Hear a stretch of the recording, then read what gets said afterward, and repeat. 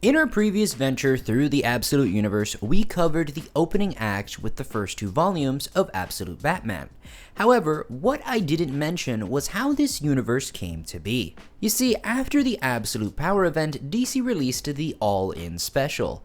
In this book, it's revealed that after merging with the Spectre and peering into the truth of existence, Darkseid creates Earth Alpha, or as we know it, the Absolute Universe. As opposed to how in the main continuity, or Earth Prime, its core is life and hope, which is embodied by Superman, the Absolute Universe's core is chaos and turmoil.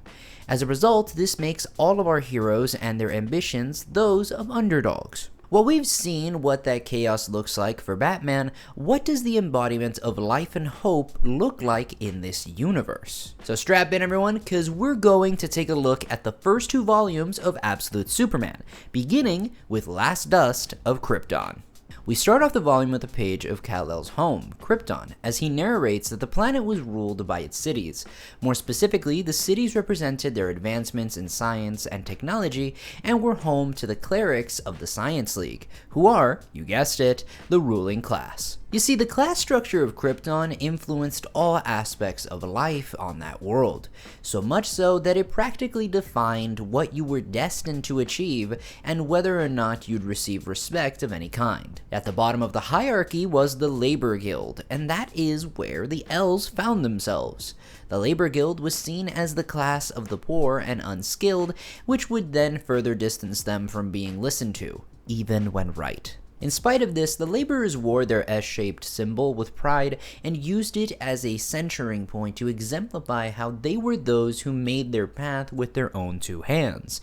They were the people of steel. However, the first issue doesn't spend all of its time on Krypton as we take a look at Earth, more specifically Brazil.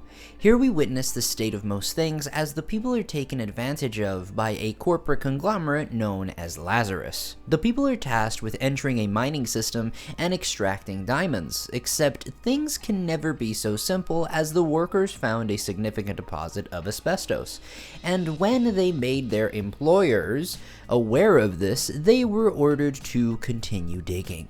While they faced other dangerous circumstances, at any point where they would ask to leave, they'd be reminded that they're still under contract and their wardens would do so at gunpoint.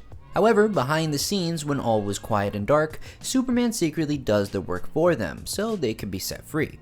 But folks, that was never going to happen as the Peacemakers, which are all agents of Lazarus, doubt that animals such as these could be so efficient.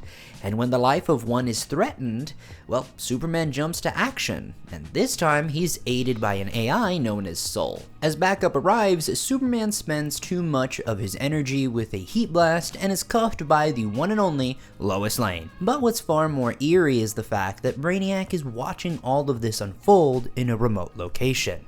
And that wraps up issue 1. Yup, in this universe, instead of being a Pulitzer Prize winning journalist, Lois is wrapped up as an agent of Lazarus. The volume progresses as we see Superman drift across various locations, saving people, stopping Lazarus wherever he can, and trying to figure out who he can be as the last son of Krypton.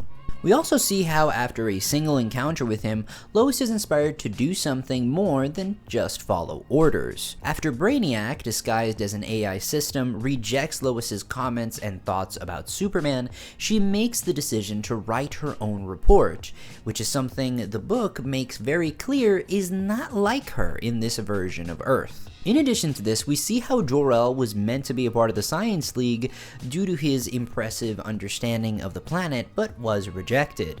We also see how after an event that occurs in the mines where Jor-El worked, signs of the planet dying started to become undeniable. So, as a result, he and Lara go to work on an escape plan. Lara, by the way, is as much a genius as Jor is, but she too was placed in the Labor Guild because she wanted to explore the stars. Anyway, as we continue, we see the death of Krypton and how no matter what they did, whether it be Kal-El writing about the radiation poisoning or Jor-El trying to convince the Science League of what's occurring in the Redlands, they would either be silenced or jailed. And while the Elves were able to be liberated for a moment, the truth of what was going to happen to Krypton would fall on deaf ears.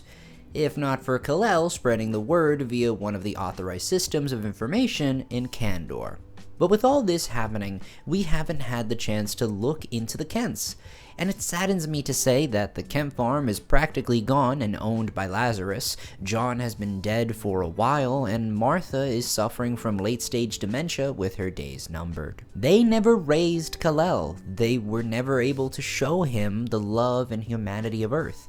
Instead, all this Superman has ever really known is suffering and death. But as Darkseid explained when creating this universe, hope will have to burn brighter than ever before to survive it all. And it does. We see Lois getting closer and closer to the truth of Superman by way of investigative journalism. We're introduced to Jimmy Olsen, who's a part of the Freedom Fighters, the Omega Men, and we find out that in spite of not being raised by them, the Kents were the first people that Superman meets when on Earth, and he was able to have some peace prior to the disaster that unfolded. And those disasters are, of course, the death of innocents, as this world's Christopher Smith went crazy and killed 24 or so people, among various other things that happen. This angers Superman and makes for the most interesting description that perfectly encapsulates this version of the Man of Tomorrow. Rage floods my guts like the lava that swallowed the Redlands. I am the fury of billions. Cloaked in the red ashes of Krypton, the power of the sun exploding through my veins, my entire world died screaming, while I was helpless to stop it. But I'm not helpless anymore. And what we find out at the end of the volume is that while all of this was happening, Brainiac never stopped watching, and he let his boss know. Oh yeah, and who's his boss? Ra's al Ghul! And that perfectly leads us to Volume 2, Son of the Demon. This volume begins with Brainiac as we bear witness to his origins as one of many Brainiacs. He, like Superman, was at the very bottom of his societal structure, if you could call whatever the Brainiacs had a society. Dude's existence from the moment he opened his eyes was met with disregard for his autonomy, and his purpose was to be a corpse shoveler. Good God, this can't possibly go wrong. It goes terribly wrong. Anyway, as we learn more about Brainiac's newfound goals, purpose, and how he fits into things, we also learn about Ra's. And this dude is wild. Not only is he built like he could be absolute Batman's weird uncle, but he's truly a menace to life itself and reminds me a bit of Vandal Savage. If you're wondering what Ra's goal is, it's to have himself an heir. Original, I know. But more specifically, he wants an heir of immense power that could oppress the world in a far better way than he ever could, which then puts a target on Superman's back. Along the way though, we will go ahead and build up the trio that is Superman, Lois, and his pal, Jimmy Olsen. While Jimmy and Lois are at odds with each other, Superman's existence is what drives them to work together and hopefully look past their differences. One encounter with a modified version of Chris Smith later, and Superman is undergoing life-saving surgery to remove the kryptonite bullet in his chest. And how do they fish out the last bullet?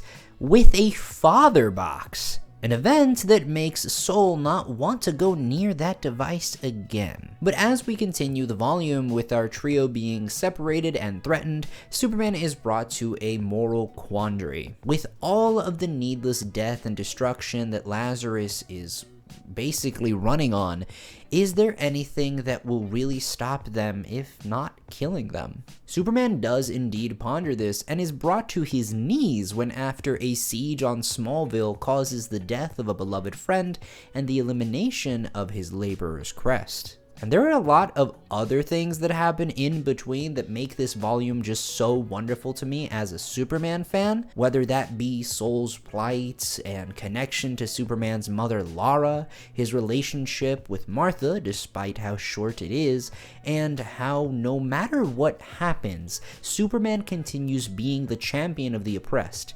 It's really great stuff. And with a bittersweet ending, the volume wraps up with a beautiful sentiment that pushes this Superman closer to who he was always meant to be, and it also answers the question of his belonging, as he's finally given the name Clark Kent. And that would be the gist of Volume 2. Overall, it's an action-packed sci-fi story with some truly horrifying moments that really illustrate the state of the universe and just how important it will be to have a Superman. This Superman is a character that is defined by his grief and loss of Krypton. He's much closer to Kara in the main continuity. However, where Kara has Clark and Krypto, Kal-El here is forced to be alone in a world that's going through a similar oppression as his original home. And by God, does he fight for a better tomorrow, even if it costs him moments of love and compassion with people he really cares about. Something that captivated me was this Superman's anger. He's younger and more physically unstable than our usual supes because he hasn't had the luxury of bathing in the warmth of a yellow sun all of his life. His powers are more volatile and so is he. But in spite of him not wanting Earth to repeat the same mistakes of Krypton to the degree where he almost becomes the oppressive force he's fighting against, he earns his name as Clark Kent and demonstrates that beautiful humanity he's known for. In fact, even in a moment where the expectation is for him to break completely, he still inspires even the least likely to fight for what's right. What Jason Aaron and Rafa Sandoval have made here is a Superman story that's meant to be a criticism of real-world examples of oppressive forces and the undeniable truth that together we can win that fight. And while the former can make us just so angry, that part also makes us human. In addition to this, the theme of not losing yourself in such volatile emotions and seeking community is what makes this story so hopeful. So suck on that, Darkseid! I personally love this series. I love it more than Absolute Batman, and that one is pretty damn good to me. I didn't mention some of the reveals and cool moments because I really think that these stories are worth supporting at your local comic book shop. But I do hope that I've illustrated enough why the books are worth your time and money. But what do you think? Is what's happening in Absolute Superman special or impactful? I'd love to discuss this with you all in the comments. If you like this video, consider subscribing for more comic book centered content. I look forward to covering volumes 3 and 4 when they're available. Till then, it's your boy Foster, and I hope you have a good day and a good night.